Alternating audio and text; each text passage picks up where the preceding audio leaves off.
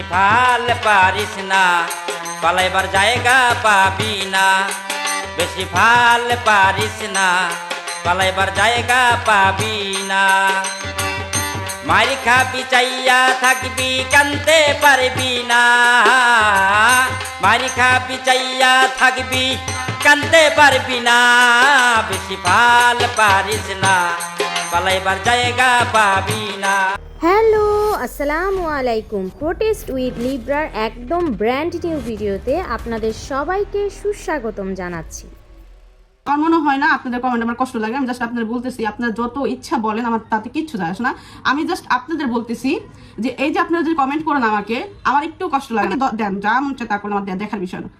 কারণ যারা বকা দেয় তাদের মন মানসিকতা, তাদের রুচি চিন্তা ভাবনা ওই টাইপের থাকে, এই জন্য আসলে আমার অত বেশি গায়ে লাগে না। বাংলাদেশি ব্লগার মিম আপা কিছুদিন আগে তার একটি বয়ানে এভাবেই বলেছিল যে কেউ যদি তাকে ব্যাড কমেন্ট করে তাতে তার কিছুই যায় আসে না, সে এগুলা ইগনোর করে।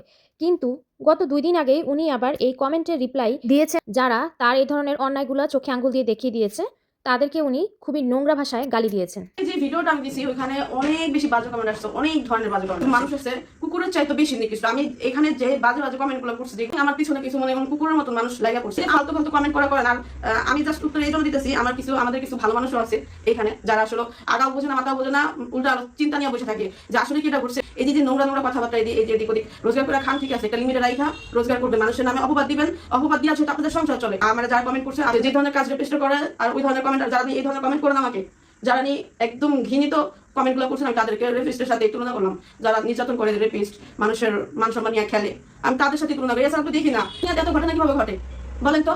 আমি এই জন্য কখনোই কোনো টপিক নিয়ে কথা বলি না, কারণ একটা ভালো কথা বলতে গেলেও না 1000টা গালি শুনতে হয়। এই জন্য আমি কখনোই কোনো ভাইরাল টপিক নিয়ে কথা বলি না। আবার বলে যে মানুষের হলো জীবন মরণ নিয়েই, আর ওরা হচ্ছে আরেকজনের ভিডিও নিয়ে টপিক নিয়ে কথা বলে ইনকাম করতে আসে, এই ধরনের কথাও শুনছি। এই জন্য আমি কখনোই কোনো টপিক নিয়ে কথা বলি না। কিন্তু ওই বাচ্চাটার দিকে আমি মনে করি সত্যি সত্যি, এই যে এখন তো বাংলাদেশে আরো ভাইরাল হইতেছে বিষয়টা, দেখুন হাজার হাজার মানুষের ভিডিও গুলো করবে। সত্যি কথা, আল্লাহ উপর আল্লাহ আছে, আমি আছি। আমি যখন মনে করেন ওটা দেখি না, আমি মানে সুস্থ থাকতে পারি না, আমার এত খারাপ লাগে জিনিসটা দেখে। এই বাজে আপনারা একটু দেখবেন যে কি ধরনের কমেন্ট করে, এই ধরনের কমেন্ট করে বিধ হয়। যে যারা বলেন না আগে তো দেখি নাই কখনো মানুষের বিপদে, মানুষের যায় তোমরা ওই টপিক নিয়ে কথা বলো। আপু এই জন্য কথা বলি না, এই যে দেখছেন কুকুরের মতো পিছিয়ে লাগে পড়ছে, কুকুরের মতো খেলা করতেছে। তো দর্শক, আপনারা যাইকোন আর তাইকোন, মিম আপার সাথে কিন্তু আমার অনেক মিল আছে। মিম আপা সুদূর পাকিস্তানে একটা বাচ্চার বা একটা ঘটনার কষ্টিত হইয়া উনি হচ্ছে ওই টপিক নিয়ে কথা বলছে এবং মানুষের সাথে শেয়ার করছে যে তার অনেক কষ্ট লাগছে। সেম আমিও মিম আপা, ওনার হাজব্যান্ড প্লাস ওনার ননদ প্লাস ওনার বোনদের অত্যাচারে, খুকির উপর যে অত্যাচার করা হয়েছে সেই কষ্টে কষ্টিত হইয়া আমি হচ্ছে ভিডিওগুলা বানাই। কিন্তু মানুষও আমারে নানান ধরনের কথা কইতাছে। বলেন তো তাইলে আমার সাথে মিম আপার কত মিল। উনিও একটা টপিক নিয়ে কথা কইছে দেখাম, আপনারা বললেন যে তোদের নিজের ঘরের ভিতরেই এত কিছু হইতেছে, প্লাস এত ঘটনা ঘটতেছে, তুই কোনো কিছু নিয়ে কথা কস না, খালি হচ্ছে ওই কোন পাকিস্তানে কোন ঘটনা ঘটছে এটা নিয়ে কথা কইলি। আর আমারও সেম, আমারও মানুষ কয় যে এত ঘটনা ঘটতেছে বাংলাদেশে, কোনোটা নিয়ে কথা কই না, খালি খুকির ঘটনা নিয়ে কথা বলি। মিমাপা বুঝছেন তো তাইলে যে মানুষ যখন এই ধরনের কথা বলে তখন কেমন লাগে। আপনি কিছুদিন আগে কইছেন যে মানুষের কমেন্টে আপনার কিছু যায় আসে না, আপনি একজন ম্যাচিউর মহিলা, তো তারপরেও আপনি যারা আপনার এই ধরনের ভালো একটা ভাইরাল টপিকে কথা বলার পরেও আপনাকে খারাপ কথা বলছে, তাদেরকে আপনি সেই র্যাপিস্ট বানাই দিছেন। আপনি তাদেরকে নিয়ে কথা বলছেন পাকিস্তানের যে ঘটনাটা নিয়ে, এটা নিয়ে মানুষ আপনাকে বলছে যে হচ্ছে আপনি তাদের টপিক বেচা খাইতেছেন। সেম কথাটা তো আপনি আমাদেরকেও বলেন যে আমরা নাকি আপনাদেরকে বিক্রি করে খাই। আপনাদের কথা, আপনাদেরকে আমরা হচ্ছে প্রোডাক্ট সাজিয়ে, আপনাদেরকে হচ্ছে মুখে আপনাদের ভিডিওর কথাগুলো বলে আমরা টপিক বিক্রি করে খাই।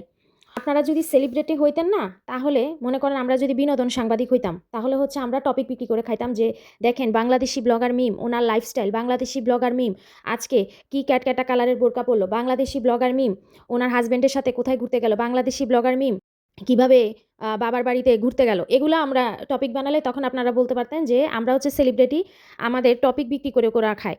কিন্তু আপনারা তো ক্রিমিনাল। তো ক্রিমিনালদেরকে নিয়ে যখন মানুষ কথা বলে তখন ক্রিমিনালরা কি নিজেদেরকে সেলিব্রিটি মনে করে যে আমাদের কথা বিক্রি করে করে খাইলো?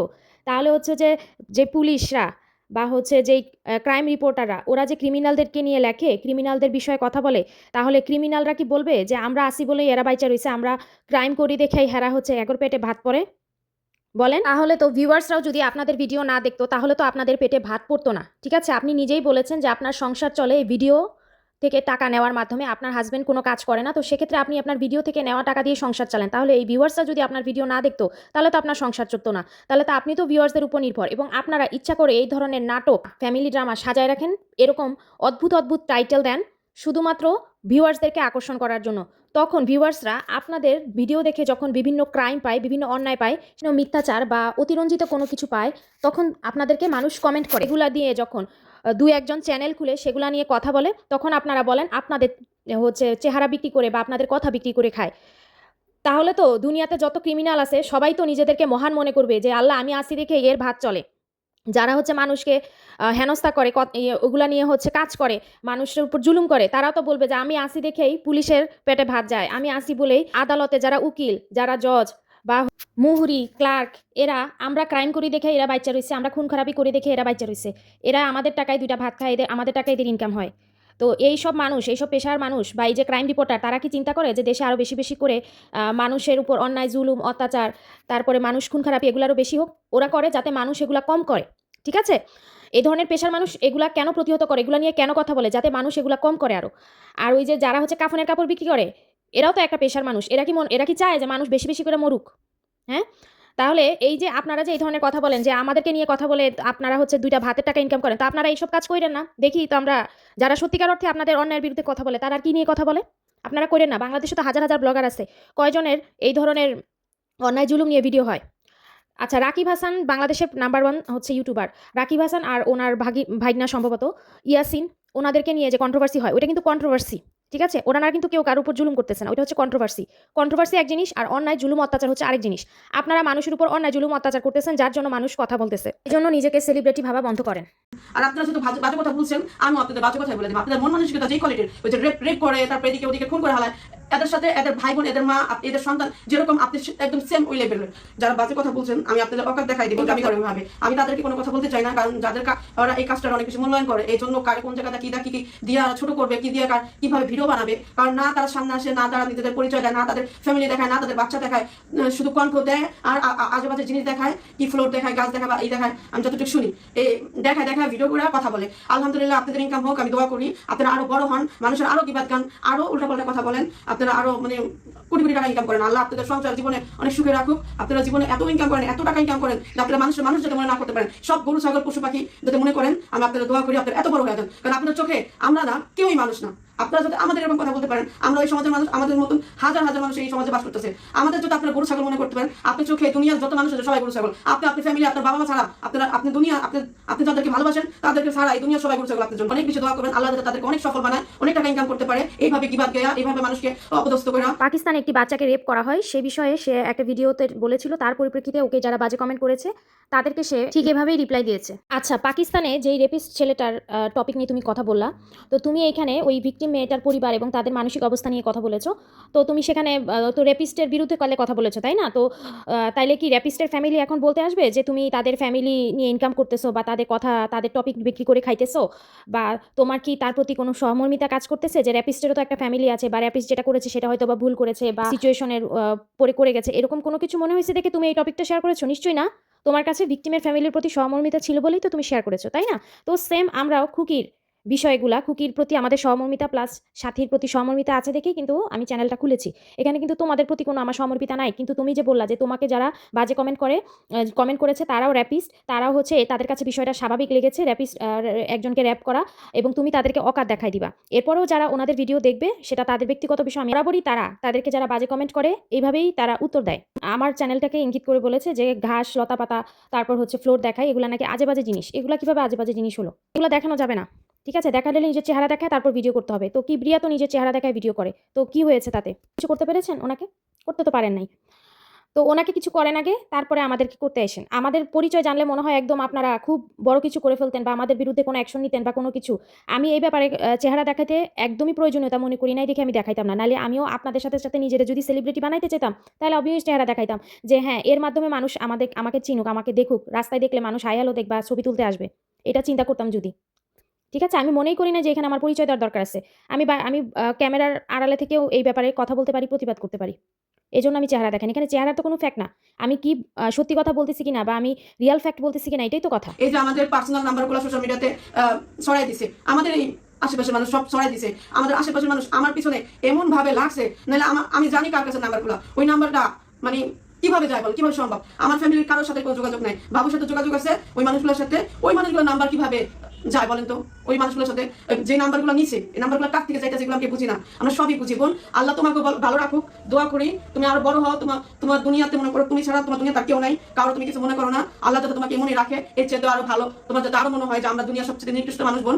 তুমি আল্লাহ তোমাকে ভালো রাখুক, আমি দোয়া করি, আমি ছোট বোন হিসেবে দোয়া করি যে তোমার আল্লাহ আরো দেখ, আরো গুণগান গাও, আরো আমাদের আরো যত পারো তুমি আরো মনে করো বিপদে ফেলানোর চেষ্টা করো।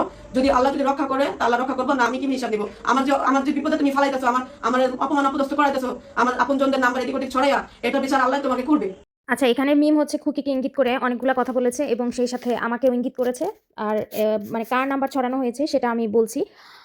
মিম, শারমিন আর হচ্ছে বাবু যেদিন ওরা হচ্ছে থানায় অভিযোগ করতে যায় সন্ধ্যার দিকে, চাচার মাথা ফাটানোর পরের দিন থানায় তারা একটা লিখিত ডায়েরি করে, সাধারণ ডায়েরি। সেখানে খুকির নামে শুধু তারা এটা বলেনি যে খুকি হচ্ছে তাদেরকে ভিডিওতে তাদের নামে খারাপ কথা বলেছে বা এটা তাদের পারিবারিক বিষয় হচ্ছে মিডিয়াতে ফ্ল্যাশ করেছে। এইটা কিন্তু শুধুমাত্র খুকির নামে অভিযোগ ছিল না, খুকির নামে অভিযোগ ছিল, সেটা খুকিও তার ভিডিওতে বলেছে। প্লাস আমি খুকির একজন খুবই পরিচিত কাছের মানুষের কাছ থেকে একটা অডিওর কল কালেক্ট করেছি, যেখানে খুকি ওনাকে বলেছে আমার নামে থানায় কি অভিযোগ করা হয়েছে, যে সে নাকি শারমিনের উপর অনেক অত্যাচার করেছে, প্লাস শারমিনের এই ধরনের মানে শরীরে যেই আঘাত পেয়েছে এটার পিছনে খুকিও দায়ী, এবং সে হচ্ছে বিভিন্ন ধরনের হুমকি ধামকি দিয়েছে শারমিনকে এবং মিমকে এবং বাবুকে। এই বিষয়গুলো কিন্তু অভিযোগের মধ্যে ছিল। তো যার পরিপ্রেক্ষিতে কিন্তু পরের দিন ইভেন এর মধ্যে ইতোমধ্যে হচ্ছে শারমিনের চাচারা হচ্ছে শারমিনের মার কাছে মাফও চায় ওই দিন রাতে, যার ফলে কিন্তু পরের দিন সকালবেলা মিম হচ্ছে বাবুকে পাঠায়, সাথে তাদের একজন সাংবাদিক একটা ছেলে ছিল, সেটা হচ্ছে বাবুর ফ্রেন্ড। তো বাবুর ফ্রেন্ড থাকার কারণে সেই সাংবাদিককে বাবু নিয়ে যায় কথা বলার জন্য তাদের হয়ে, এবং সে যাতে সব কিছু সামলায় প্লাস মামলা নেয়। তো বাংলাদেশ পুলিশ কিন্তু যে কোনো থানার পুলিশ কিন্তু মামলা নিতে চায় না, কারণ খুব বড় একটা অকারেন্স বা খুব বড় একটা খুনের মামলা বা হচ্ছে ধর্ষণের মামলা বা হচ্ছে এর থেকেও বড় কোনো হচ্ছে ক্রাইম না হলে কিন্তু তারা কোনো ছোটোখাটো মামলা থানা থেকে নেয় না, সেটা কোর্টে গিয়ে দিতে হয়। মানহানির মামলা হলেও সেটা কোর্টে গিয়েই দিতে হয়। তো যখন গিয়েছে তখন ওই হচ্ছে যিনি হচ্ছে যাকে নিয়ে যায় বাবু, সেই রিপোর্টার, ঢাকা টাইমসের একজন রিপোর্টার, আমি জানি না সে কি, তো সেই রিপোর্টার হচ্ছে খুকিকে দেখে চিনে ফেলে এবং খুকি হচ্ছে তার ক্লাসমেট, যার কারণে সে ওইটুকু অনার খুকিকে করে যে আমরা হচ্ছে ওর বিরুদ্ধে আর কিছু না করি, ব্যাপারটা মামলা পর্যন্ত না যাক বা ওর বিরুদ্ধে আর কোনো অভিযোগ না থাকুক, ব্যাপারটা মিটমাট হয়ে যাক আর ভিডিওগুলো ডিলিট করে দিলেই তো হয়ে গেল। ঠিক আছে, কিন্তু এর মানে এই না যে সে বাবুর ফ্রেন্ড না, সে বাবুর ফ্রেন্ড। তো জাস্ট খুকির সাথে তার আগে থেকে ছোটবেলা থেকে পরিচয় ছিল বা খুকির ক্লাসমেট, তার জন্য সে এই ফেভারটা খুকিকে করেছে এবং খুকিকে বলেছে সে যাতে থানা থেকে চলে যায় আর যাতে না আসে। তো এরকম বিষয়টা। তো এখন ওই যে সাংবাদিক, ওই সাংবাদিকের সাথে কিন্তু বাবুর ভালো বন্ডিং বা পরিচয়। তো এইখানে যে মিম ইঙ্গিত করে কথা বলছে যে যার নাম্বার কারো পাওয়ার কথা না, যার হচ্ছে বাবু ছাড়া যার সাথে আর কারো কোনো যোগাযোগ নেই, সেই নাম্বারটা কীভাবে গেল খুকি না দিলে, সে ইঙ্গিত করে এটাই বলেছে এবং এটাই সে মিন করেছে। আচ্ছা, যেই সাংবাদিক সে যেই হোক, ঠিক আছে, আমাকে কিন্তু থানার এসআইও বলেছে, আমি থানার এসআই প্লাস ওই সাংবাদিকের সাথে আজ থেকে প্রায় 2 সপ্তাহ আগে কথা বলেছি। আর এসআই আমাকে বলেছে যে একটা সাংবাদিক এসেছিল বাবুর সাথে, তখন আমি ওই সাংবাদিকের নাম ওনার কাছ থেকে শুনে আমি আরও বিভিন্ন মাধ্যম থেকে কালেক্ট করেছি যে ওই সাংবাদিকের নাম্বার কি। এটা কিন্তু আমার খুকির কাছ থেকে কালেক্ট করতে হবে না। আর আমি খুকির সাথে কবে কথা বলেছি সেটা আমি কিন্তু আমার হচ্ছে চ্যানেলের পোস্টেই অ্যানাউন্স করে দিয়েছি। ঠিক আছে, তো যেদিন আমি অ্যানাউন্স করেছি তারপরের দিন আমি কথা বলেছি। আর আমি যদি অ্যানাউন্স করে কথা না বলতাম তাহলে এমনিতেই তো সব কিছুর জন্য খুকিকেই দোষী করা হয় বা দায়ী করা হয়। এই যে যত কিছু ওদের ফ্ল্যাশ হচ্ছে বা এটা সেটা সব কিছুর জন্য খুকিকে দায়ী করা হয়। তা আমি ভাবলাম যেহেতু আমি খুকির সাথে এতদিন হচ্ছে চাইলেই যোগাযোগ করতে পারতাম, ঠিক আছে, বা ওর এনিহাও আমি এত মানুষের নাম্বার কালেক্ট করতে পারছি বা ওদের সাথে কানেকশন নিতে পারছি, খুকির যার জন্য আমি ফাইট করছি তার নাম্বার আমি নিতে পারবো না? কিন্তু আমার কাছে মনে হয়েছে যে আমি যখন ওর পডকাস্ট বা ইন্টারভিউ নিব তখনই শুধুমাত্র ওর সাথে যোগাযোগ করব। এছাড়া আমার এইসব নাম্বার জোগাড় করা কোনো ব্যাপারই না। থানার যে ওসি এসআই এদের নাম্বার আমি কোত্থেকে পেলাম তাহলে? ওসি নাম্বার কে দিল আমাকে তাহলে? তার সাথে কথা বলার সময় কিন্তু আমি আমার প্রকৃত পরিচয় দেইনি। সো এইসব কোন ঢাকা টাইমসের জাজিরা থানার হচ্ছে সাংবাদিক, ওসি এসআই কারোর কাছে কিন্তু আমার নিজের পরিচয় দিইনি। তো আমি যে তাদের নাম্বার কালেক্ট করেছি তাহলে আমার সেরকম লিঙ্ক না থাকলে কি পারতাম? ওয়ালাইকুম আসসালাম। আপনার নামটা একটু জানতে পারি? আমি হচ্ছে একজনের থেকে আপনার নামটা কালেক্ট করলাম একটা ইনফরমেশনের জন্য আর কি। যদি কোনো সমস্যা না হয় বা আপনি যদি মনে করেন যে না আপনি বলবেন না সেটাও সম্ভব, সমস্যা নাই। কিন্তু যদি আপনার কোনো প্রবলেম না থাকে তাইলে শুধু বললেন, হ্যাঁ? একটু আপনার নামটা জানতে চাচ্ছি। আমার নাম? জি। যে আপনার নাম আছে সে বলে নাই? আপনার কাছ থেকে শুনতে চাচ্ছি, কারণ অনেক তো রং ইনফরমেশন দেয় না মানুষ, বুঝেন না? বা দেখা যাবে যে একজনের নাম্বার দিয়ে আরেকজনের নাম দিয়ে দিছে, এটার জন্য।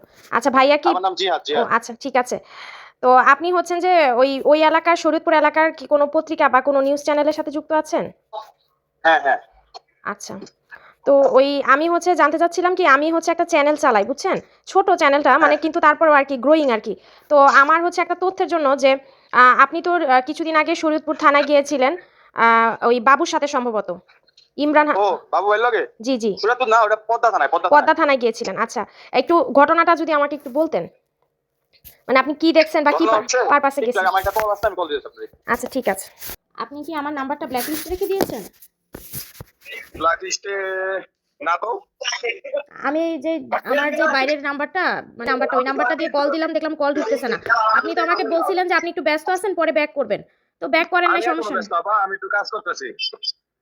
ঠিক আছে, সমস্যা নাই, আমিও ব্যস্ত, কিন্তু আপনি তো কথা দিছিলেন যে ব্যাক করবেন। ব্যাক করেন নাই, সমস্যা নাই, কিন্তু আমি আপনাকে কল দিচ্ছি, আমার মোবাইল থেকে, আমার ওই হোয়াটসঅ্যাপ নাম্বার থেকে কল ঢুকতেছে না, কিন্তু এটা থেকে ঠিকই ঢুকলো। কোনো সমস্যা? সমস্যা মনে হয় আছে। দর্শক, এটা হচ্ছে সেই সাংবাদিকের সাথে আমার কথোপকথন। সাংবাদিক হচ্ছে, যদি আমি তার একদম অথেন্টিক সোর্স থেকে তার নাম্বারটা পেতাম, অবশ্যই আমি তার নাম জিজ্ঞেস করতাম না এবং তার পরিচয় জানতে চাইতাম না। আমি জানতাম যে সেটা সেই সাংবাদিকই, ঠিক না? তো আমি এটা অন্য আরেকটা সোর্স থেকে নিয়েছি বিধায় আমি কনফিউজ ছিলাম যে এটা কি সেই সাংবাদিকই কিনা। তো খুকির কাছ থেকে নিলে নিশ্চয়ই আমার কোনো কনফিউশন থাকতো না। আর এই সাংবাদিক যে বাবুর সাথে কথা বলার পরে আমাকে আর কোনো তথ্য দিতে রাজি হয় নাই, সেটাও কিন্তু পরিষ্কার। আর এই সাংবাদিকের কথা আমি পদ্মা দক্ষিণ থানার এসআইয়ের কাছ থেকে শুনেছি। ওরা কি মামলা করতে ওই যে আসছিল? ওনার এক ভাই, শারমিনের এক ভাই, তারপরে আরেক সাংবাদিক নিয়ে আসছিল ওই জাজিরা থেকে, ওসি স্যারের সাথে কথা বললো, তারপরে আমারও এসে বললো, এই হলো অবস্থা আর কি। ওনারা কি মামলা করতে আসছিল, মানে মামলার কাগজ? না, ওনারা তারা একটা অভিযোগ দিয়েছিল, তা আমরা চেয়েছিলাম এটা আইনগত ব্যবস্থা নিয়ে একটা। তো পরে ওনারা বললো যে না, এটা আর কিছু করার দরকার নাই, আমরা আমরা নিজেদের ভুল বুঝতে পারছি। আগের দিন সন্ধ্যায় অভিযোগ দিয়ে গেছে, অভিযোগ দিছে সন্ধ্যায়। আচ্ছা পরের দিন সকালবেলা, সকাল 10টার সময় শারমিনের ভাই, তারপরে আরো এক সাংবাদিক, ওনারা থানায় এসে আমাদের কাছে বললো, যে ওসি সাহেবের কাছে বললো যে এটা আমরা যেন আর কোনো পদক্ষেপ না নেই, আমরা নিজেরা আপোষ মীমাংসিত হয়ে গেলাম। খুকির বিরুদ্ধে কি কোনো কিছু বলা হয়েছিল কিনা আচ্ছা, আপনি অভিযোগ করছেন, না আপনি যদি আপোষ হয়ে যান, আমরা অ্যাকশন নিতে পারি। অ্যাকশন না, মানে আমি বলতেছি যে মানে খুকিকে থানা থেকে কিছু বলা হয়েছিল কিনা, মানে যে ও যে থানায় আসছিল, আচ্ছা উনি ওনার বাইরে নিয়ে থানায় আসছিল, আচ্ছা এবং এই যে এই সাংবাদিকের ওই যে শারমিনের ভাই, শারমিন আসে নাই, শারমিনের ভাই আর একটা বন্ধু নিয়ে আসছিল সাংবাদিক, জি জি আচ্ছা। ওনাদেরকে যথেষ্ট পরিমাণ ঠেট দেওয়া হয়েছে। তো দর্শক, এদের সাথে কিন্তু আমি আরও অনেক আগে কথা বলেছি, আপনাদেরকে বললামই, কিন্তু আমি এই বিষয়টাতে এখন আবার কেন তুলে ধরে আসছি, আমি ওই শারমিনের টপিকগুলো থাকার কারণে আমি এই বিষয়গুলোতে ফোকাস করতে পারিনি, যার কারণে মিমের ওই ভিডিওটা, মিম যেটাতে বলেছিল যে আমি কেন পরিবারের নামে মিথ্যা মামলা দিলাম, এই টাইটেলের ভিডিওতে সে কিন্তু বেশ কিছু মিথ্যা কথা বলেছে, সেগুলোই আমি এখন তুলে ধরছি। সে বলেছে যে কোনো মামলা দেওয়া হয়নি, কিন্তু পরের দিন মিমের মনে কিন্তু ইন্টেনশন ছিল খুকি নামে মামলা দিবে। বাবু যে হচ্ছে ওর সাংবাদিক বন্ধু নিয়ে হচ্ছে থানায় গেল, সে কিন্তু তার দুই চাচা প্লাস নিজের ভাইয়ের নামটা কাটিয়ে শুধুমাত্র খুকির নামেই মামলা দিতে গিয়েছিল, মানে সাধারণ ডায়েরি থেকে তার চাচাদের নাম বাদ দিয়ে খুকির নামে মানহানির মামলা দিত। এবং এটা কিন্তু মিমের ভিডিওতে মিম স্পষ্টই বলেছে যে আমি মানহানির মামলা চাইলে দিতে পারতাম এবং দেওয়া হয়েছে, কিন্তু মানহানির মামলা কিন্তু থানা থেকে নেওয়া হয় না, মানহানির মামলা কোর্টে গিয়ে দিতে হয়। সেই সাথে ওই সাংবাদিক হচ্ছে খুকির ক্লাসমেট থাকার কারণে সে কিন্তু বিষয়টা মীমাংসা করতে চেয়েছে এবং থানার ওসিও তাদেরকে বুঝিয়েছে যে এই বিষয়টা পারিবারিকভাবে মীমাংসা করে দেন এবং যার যার ভিডিও শেষে ডিলিট করে দেন। তার কারণে কিন্তু তারা আর এই বিষয়টা নিয়ে বাড়ায়নি। কিন্তু সেই সাথে মিম কিন্তু এটাও বলেছে যে খুকি নাকি তাকে তার পরিবারের সবাইকে হুমকি দিয়েছে তার চাচার মাধ্যমে। শুধুমাত্র কিন্তু খুকির নামে এই অভিযোগটা থানায় করা হয়নি যে খুকি হচ্ছে ঘটনাস্থলে উপস্থিত না থাকা সত্ত্বেও ইউটিউবে এটা প্রকাশ করেছে, এটা কিন্তু শুধুমাত্র খুকির নামে একমাত্র অভিযোগ ছিল না। খুকির নামে আরও অভিযোগ ছিল শারমিনকে যে শারীরিকভাবে অপদস্থ করা হয়েছে বা শারমিনেরকে যেভাবে আঘাত করা হয়েছে, সেটার পিছনে খুকির হাত আছে এবং খুকি এগুলা করিয়েছে, এটাও কিন্তু খুকির নামে অভিযোগ দেওয়া হয়েছে। এখানেই আমার ওর উপরে বেশি রাগ এবং ক্ষোভ। সে টাইটেল দিয়েছে কেন ফ্যামিলি নামে মিথ্যা মামলা দিলাম, মামলা সে দেয়নি, কিন্তু সে থানায় যে অভিযোগগুলো করেছে খুকির নামে সেগুলো মিথ্যা ছিল। কারণ আমি নাকি মিথ্যা মামলা দিচ্ছি, আমি কেন ভাই মিথ্যা মামলা দিব, আমি তাকে কেন মিথ্যা মামলা দিতে যাব? হ্যাঁ, ওখানে ডাকা হয়েছে যে এই ঝামেলাটার মধ্যে নাই, যে এই জিনিসটার মধ্যে নাই, তাকে পুলিশে শুধু ডাকছে যে আপনি একটা পরিবারের পার্সোনাল বিষয়গুলো কেন সোশ্যাল মিডিয়াতে আনছেন। তাকে জিজ্ঞেস করা হয়েছে, তাকে কোনো মামলা দেওয়া হয়নি। আমরা মামলা দিব বলছি, কারণ মামলা দেওয়া যায়, কারণ সে আমার পরিবারের পার্সোনাল কথা সে সোশ্যাল মিডিয়াতে আনছে, আমি চাইয়ে দিতে পারতাম। তারপরে সে হুমকিগুলোও দিছে, ওইটাও প্রমাণ সহকারী ছিল। তারপরে হলো তার ধারায় যে আমার চাচার এত পাওয়ার, সেটাও কিন্তু সত্য, কারণ আমার চাচা 2 টাকা ইনকাম করে না, তার পাওয়ারেই আমার চাচা এই যে কর্মকাণ্ডগুলো, আমার কতক্ষণ আমার বড় ভাইকে, কতক্ষণ আমার মাকে, কতক্ষণ আমাকে, কতক্ষণ আমার স্বামীকে হুমকি দেয়। হ্যাঁ, এই পাওয়ারগুলো আসলে কার থেকে পাইছে বা কে এইগুলো করতেছে সেটা তো আমরা জানি। যে জিজ্ঞেস করছে যে আপনি ওই জায়গাটা ছিলেন, বলছে না ছিলাম না। তো এই যে ঘটনাটা, যে আপনি যে পার্সোনাল ঘটনাটা আপনি যে আনলেন এখানে, কারণ কি? তাকে আমরা কি জেলে ঢুকাই দেখছেন আপনারা? যে কর্ম করছে সেই কর্মের উপর জিডি করা হয়েছে, মিথ্যা কোনো মামলা দেওয়া হয় না। কেউ বলতে পারবে না কারণ মিথ্যা মামলা দেওয়া, যথেষ্ট প্রমাণ সহকারী সবার যে যা করছে তার নামে ওইটা দেওয়া হয়েছে। হ্যাঁ, সে তার নামে মানহানির মামলা দেওয়া হয়েছে যে সে আমাদের মান সম্মান নিয়ে এরকম করছে। আগে পরে আমি তার বাড়ি আত্মসাৎ করতে গেছি, মানে আপনারা তো সবকিছু দিয়েছেন, তার নামে মানহানির মামলা দেওয়া হয়েছে কারণ সে আমার মান সম্মান নিয়ে সোশ্যাল মিডিয়াতে যা করতেছিল সেটা তো আপনারা দেখছেন। তারপর আমি প্রমাণ সহকারে সবগুলো দিছি যে এই ঘটনা। তখন তাকে পুলিশে জিজ্ঞেস করছে আপনি কেন এই জিনিসগুলো করছেন। ফ্যামিলিগতভাবে পুলিশে ঝগড়াটা মিটমাট করে দেওয়ার চেষ্টা করছে। যেহেতু ভিডিও নিয়ে এত প্রবলেম, তাহলে পুলিশে বলছে তাহলে ভিডিও নিয়ে যেহেতু প্রবলেম তাহলে আপনিও ডিলিট করে দেন, আপনিও ডিলিট করে দেন, সবাই ডিলিট করে দেন। আর নেক্সট টাইম আপনি তার নিয়ে কথা বলবেন না, সে আপনার নিয়ে কথা বলবে না। এইটা হলো ডিসাইড হয়েছে। তাকে কোনো মামলা দেওয়া হয় নাই, তাকে মামলা দিব সেজন্যই পুলিশ মামলা যাতে না দেওয়া হয় সেজন্যই পুলিশে হলো ফ্যামিলিগতভাবে একটা মিটমাট করছে। 21শে জুলাই আপনার কাছে গিয়েছিল, তো ওই আচ্ছা, ব্যাপারটা একটু আপনার কি কোনো স্মরণে আছে কিনা, বা ব্যাপারটা যদি আমাকে একটু বলতেন। যে কাগজ নিয়ে গেছিল, না না, হ্যাঁ আসছিল, কাগজ দেওয়ার কথা, পরে আর দেয় নাই, জমা দেয় নাই মামলা। তো এটা হচ্ছে শরীয়তপুর পদ্মা দক্ষিণ থানার ওসির কথোপকথন। সেখানে কিন্তু উনি বলেছে যে মামলা দেওয়ার কথা ছিল, কিন্তু শেষমেশ আর মামলা দেয়নি, জমা দেয়নি, এবং সেই মামলাটা কিন্তু শুধুমাত্র খুকির নামে ছিল। খুকির ওইখানে একটা কথা ছিল যে খুকি ইউটিউবে তাদের পারিবারিক বিষয় প্রকাশ করেছে। এটা ছাড়া যে আদার্স বিষয়গুলা ছিল, যে খুকি হচ্ছে তাদেরকে হুমকি দিয়েছে, বা তাদেরকে বিভিন্ন শারীরিকভাবে তাদেরকে যে আঘাত করা হয়েছে, শারমিনকে বা হচ্ছে বাবুকে বা শারমিনের মাকে, এগুলার পিছনে খুকির হাত ছিল, এগুলা কিন্তু সম্পূর্ণ মিথ্যা ছিল। তাছাড়া তার চাচা শ্বশুরের মাধ্যমে পরিবারের মানুষদেরকে হুমকি দেওয়া, এটাও কিন্তু সম্পূর্ণ একটা ভিত্তিহীন এবং মিথ্যা কথা। কারণ খুকির যদি ইন্টেনশন থাকতো, যেই চাচা শ্বশুর যিনি হচ্ছেন ইনকাম করে না মিমের ভাষ্যমতে, সেই চাচা শ্বশুরকে দিয়ে উনি বিভিন্ন যদি কাজ করাতো, তাহলে তো আরও অনেক সন্ত্রাসী গোষ্ঠী তাকে হায়ার করে নিয়ে যেত, বা গ্রামে তো এখনও চেয়ারম্যান মেম্বার আছে, তারা তাদেরকে হায়ার করতো, বা সে নিজেও চাইলে এখনও বিভিন্ন গ্যাংয়ের সাথে যুক্ত হইতে পারতো, তাই না? তার তো আর অনাহারে বা হচ্ছে অনাদরে থাকতে হতো না, বা তার ছেলে মেয়ের লাইফেও এরকম হইতো না, তার যদি এতই পাওয়ার থাকতো। আর সে কিন্তু শুধু হচ্ছে সবুজের বাবাকেই বাড়িতে মানে জায়গা করে দেয়নি, বা জায়গা থাকার জন্য সে ব্যবস্থা করে দেয়নি, সে কিন্তু তার ছোট চাচা শ্বশুর কেউ থাকার ব্যবস্থা করে দিয়েছে। তাহলে সেই চচুচাত্রা শ্বশুরও কি হচ্ছে তাদেরকে হুমকি-দামকি দিয়ে বেড়ায়? খুকির চাচা শ্বশুরের মাথা ফেটে যাওয়ার পর উনি ট্রিটমেন্ট করার পরে খুকির বাড়িতে যে আশ্রয় নেয়, তখন খুকির বিষয়টা হয়তো মানবিকতার খাতিরে হোক, অথবা তার রাগ এবং ক্ষোভ বা ক্রোধের কারণে হোক, সে উত্তেজনাবশত সেটা ইউটিউবে এসে বলে। তার পরিপ্রেক্ষিতে শারমিন তাকে যা না তাই বলে হচ্ছে অনেক কথা বলে, যার পরিপ্রেক্ষিতে আবার খুকি সেটা রিপ্লাই দেয়। পরবর্তীতে হচ্ছে মিম পুরো ফ্যামিলির হিস্ট্রি নিয়ে আসে। তো এভাবে কিন্তু বিষয়টা চলতেছিল। ঠিক না? তো খুকি নিয়ে আসছে, এটা যদি খুকির দোষ হয়ে থাকে যে হ্যাঁ, এটা আমাদের পারিবারিক বিষয়। পারিবারিক বিষয় ঝগড়া ফ্যাসাদ পর্যন্ত ঠিক আছে। কিন্তু একজনের গায়ে আঘাত করা হয়েছে, রক্ত ঝরেছে, এটা কিন্তু যদি পারিবারিক বিষয় হতো তাহলে তো আর কোনো কিছু থানায় যাইতো না, বা আ রিপোর্টাররা কোনো রিপোর্ট লিখতো না, বা কোনো কিছু মানুষ ফ্ল্যাশ করতো না যে আমাদের পারিবারিক বিষয়, আমি এগুলো আর বলব না, এগুলার কোনো বিচার চাবো না। তো খুকি বলেছে খুকি হচ্ছে ঘরের বউ, তার এগুলা লুকায় রাখা উচিত ছিল।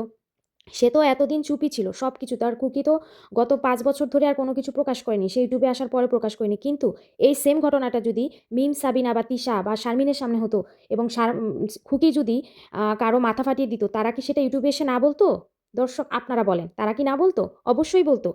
কিন্তু খুকি বলেছে দেখে খুকি এটা অন্যায় করে ফেলেছে। তার পরিবর্তে যে তারা চুপ করেছিল বা খুকিকে রিপ্লাই দেয়নি তা না। তাহলে খুকি এটা প্রকাশ করে যদি মানহানি করে থাকে, তাহলে মিম আর তিশা যে তার চাচার পুরো হিস্ট্রি এসে ইউটিউবে বলে দিল, তাহলে সেটা কি তার চাচার মানহানি হয়নি?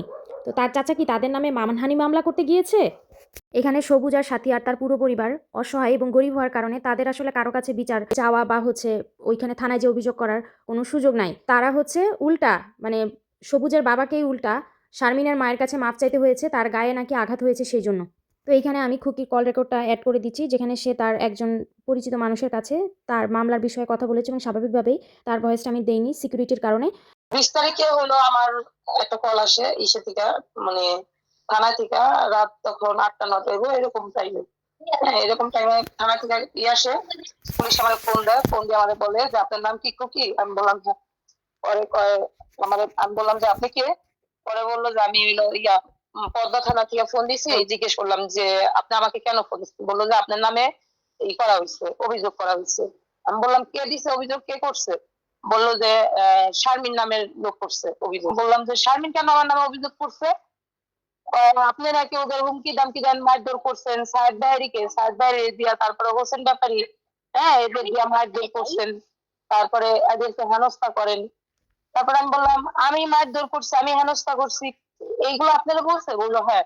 আমি বললাম যে না, আমি করাতে আপনারা ভুল সিদ্ধান্ত দিচ্ছে, আমার বাড়িতে ওরা এরকম এরকম করছে, ওরা হইলো আমার চাচা ভিতরে মাথা ফাটাইছে, আমি তো বাড়িতে থাকি না, আমি হইলো হাওদার মার্কেট, আপনি পদ্মা থানার থাকেন। আমি হইলো হাওলাদার মার্কেট থেকে আমার বাচ্চাকে এখানে ক্যান্টনমেন্ট স্কুলে পড়ালেখা করাই। আমি এইখানে বাড়িতে অনেক মারামারি করছে, আমার টাকা ছেলে মাথা ফাটাইছে। এটা তো আমি ওইখানে যাই নাই, আমি তো এই হাওলাদার মার্কেট বসে আমি শুনছি মারামারি কইরা মাথা ফাটাই লাইছে। তারপরে ওই লোককে ইয়ে নিল, হসপিটালে নিল। আমার চাচা শ্বশুরের খুবই খারাপ অবস্থা। আমার চাচা শ্বশুর এলো মামলা করতে গেল নাকি, আমার এই এসআই বলতেছে তাহলে মামলা করতে কেন গেল না, যে তোর মাথা ফাটাইছে। আমি বললাম শুনে এটা হলো পারিবারিক বিষয় তো ছিল। আমার চাচা শ্বশুর ভাবছে কি যে যাক ছেলে মেয়ে ভুল করছে, এটা একখানে বয়ে সমাধান করা যায় বলে, যে তো পারিবারিক বিষয় নিয়ে মাথা ফাটাইয়া লাইছে, তো একখানে বয়ে কথা বলে দিই। এই জন্য হলো আমার চাচা শ্বশুর থানায় যায় না। তো কালকে আসে, কালকে এসে আমরা সামনাসামনি কথা বলি। পরে আমি গেলাম, আমি এখান থেকে বাইরে নিয়ে গেলাম। আমার ভাই বাবু নিয়ে গেছে হলো আমাদের এখানে ক্লাবমোড়ের একটি মানে ভাই আমার, ও আমার, আমি আর ও এক ক্লাসে পড়ছি। তো আমার ভাইকে দেখে আমার ভাই আবার আমার কিছুক্ষণ আগে গেছে, আমার ভাইকে দেখে ও চিনতে পারতো। পরে আমার বাইরে বললো যে জসিম ভাই আপনি এখানে। পরে আমার ভাই বললো যে এরকম এরকম, এর ভিতরে এলো বাবুরে দেখছে। বাবুরে দেখার পরে বললো যে এই যে ওনার একটা আমার বইয়ের নামে মামলা করছে। পরে ওই আমার চিনতে পারছে, ভিডিও ছাড়ছে, তো এই ভিডিও সম্পর্কে ওরা কথা বলছে। কি বলে একটা ভিডিও ছাড়ছে, আমি তো ভিডিও ছাড়ছে, আমি ভিডিও ছাড়ুম না। আমার উপরে যদি প্রেশার করে তাহলে আমি ভিডিও ছাড়ুম না, এটা তো ভিডিওটা ছাড়ারই কথা, আমি ছাড়ুম না কেন। পরে আমি বললাম কি, আমার ভাইয়া বললো যে আচ্ছা এটা আমরা কাগজ নিয়ে জিজ্ঞেস করলাম যে এই কাগজটা মানে কি কি করে দিচ্ছি। পরে বললো যে আপনি হলো দিয়া উনকি জানতে দিচ্ছেন, অনেক মারছেন, তার অনেক দেড় জায়গা আঘাত করা হয়েছে। তারপরে উনি ওর লজ্জান ছাড়িয়ে লাগছে, সেই কাগজ দিছে, ছবি দেখাইছে যে এরকম এরকম। পরে ওই ওই ছবি রাখে নাই, এমনিতে ওর আঘাত করছে, আঘাত প্রতিষ্ঠান গুলো দেখাইছে, এই অভিযোগ করছে। করার পরে এটা হলো মানে কাগজ লেখা হয়েছে। তো ওইখানে যাওয়ার পরে ওই কাগজটারে পুরাটারে আমাদের ইয়া করলো, মানে দেখাইলো। দেখানোর পরে ওনারা ওরা যারা যেই সাংবাদিককে নিয়ে এসেছিল, ওই সাংবাদিক পরে ওরা বললো, বাবুকে বললো যে আপনি এর নামে কেন কাগজ করতেছেন, আর আপনার একটা নাম কি জানো, ইমরান। বলতেছে ইমরান তুমি যে ওই লোকের নামে যে মামলা করতে আইছো, এদিকে কোনো বিষয় হলো? হ্যাঁ তুমি মামলা করতে আইছো, তোমাদের পারিবারিক বিষয়, কেন তোমরা একসাথে এরকম করো? আপনার যেগুলা বলতেছে কেন এইগুলা করো, মামলা করে নিয়ে যাও, এই কাগজ তুমি সইটা তুমি নিয়ে যাও। পরে বলতেছে আমার বোনের লাগবে সই দিতে। হ্যাঁ ও অনিচ্ছা ছিল যে ওই কাগজ কি আয়া করবো, কাগজ যদি আইসা পড়ে তাহলে দেখা যাইতেছে কি পুলিশ তো মানে অনেক সময় কাজ করে, আবার অনেক সময় নিজেদেরও একটা যদি মনে করেন মক্কেল পায় ঘুরাইতে পারে, ও কাগজ কি আয়া করবো। পরে ওরে বলা হলো যে তোমার বোনের লাগবো না, তুমি তো মামলা এখন রেকর্ড করবে। ও গেছে ওই 10টা মানে 11টা বাজে গেছে মামলা রেকর্ড করতে দিবে। ও যে আগের দিন ওর বোনের যে অভিযোগ দিয়েছে ওই মামলা রেকর্ড করতে দিকে পরের দিনে গেছে। পরের দিন গেছে মতনই তো ও মানে ওরা সবাই না করলো যে না মানে কেন মামলা হলো। পুলিশ আমার বললো যে আপনার লগে যে ডিল করছে এটি অনেক অন্য হয়েছে, আপনি কেন অভিযোগ করেন না। আমি বললাম যে দেন ভাই আমার স্বামী হইলো না করছে, এই জন্য আমি অভিযোগ এতদিন পর্যন্ত করিনি। তো দর্শক আমি আজকে এখানেই বিদায় নিচ্ছি। টিল দেন সবাই ভালো থাকুন, সুস্থ থাকুন এবং আমার নেক্সট ধামাকা দেখার জন্য ওয়েট করুন। সেই সাথে আমার চ্যানেলটা অবশ্যই সাবস্ক্রাইব এবং লাইক করে যান। আল্লাহ হাফেজ। বেশি ভাল পারিস না, পালাইবার জায়গা পাবি না। বেশি ভাল পারিস